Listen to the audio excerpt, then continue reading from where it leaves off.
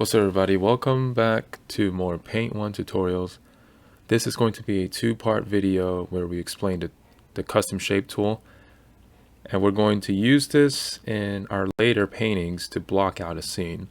So the custom shape tool is kind of like a stamp that you can use right over here. If you press U and look at the top right over here, you can bring up a whole list of preset tools.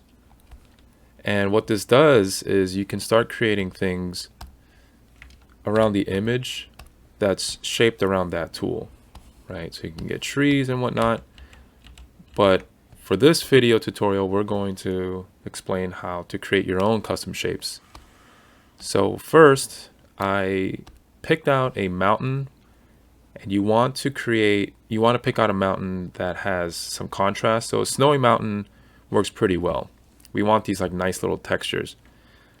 Now, if you want to get something like this black and white, what you need to do is you need to change the levels of this.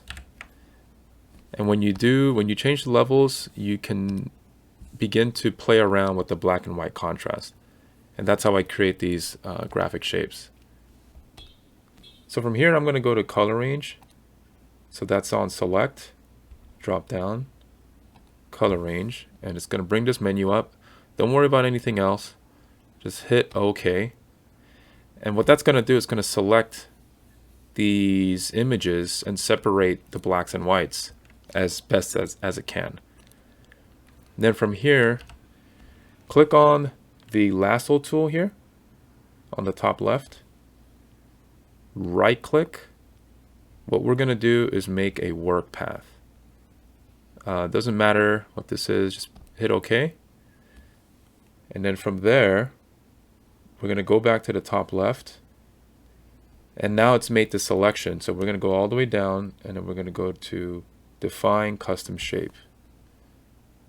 Click OK, name it whatever you like. I'm going to name it Ooh. I'm going to name it Ooh-wee.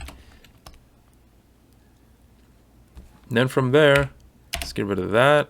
I'm going to hide that layer.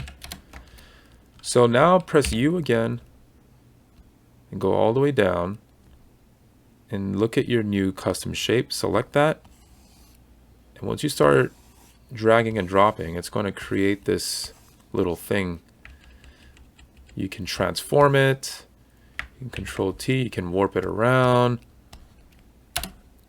So this is very useful. Now, how are we going to use this? Okay, so let's block out a quick scene. Very, very quick with basic values. As you guys know, we've been practicing, basic shapes, things like that. Then from here, create another background. Maybe it's like we go lighter.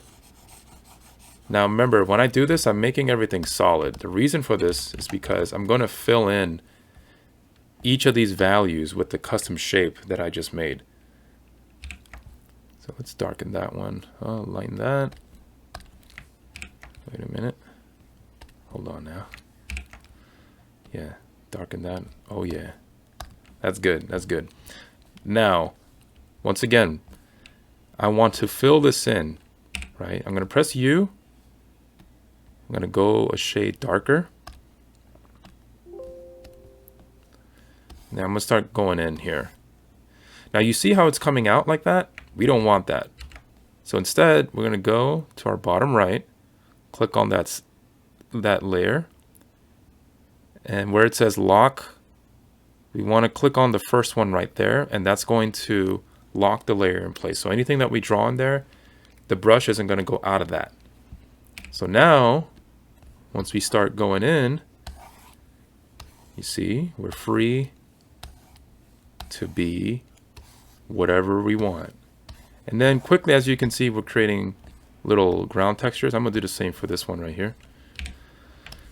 Watch this. We go, Shazam, Shazam. And then if you want to get, creative, or more, if you want to have more control, I can take that, transform it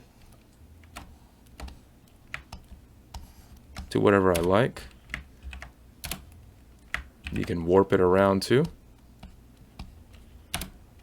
So yeah, that's the basic. And then we're going to go over our next tutorial. Thank you guys for joining me on this. Hope this was helpful. I'll see you on the next one. Peace.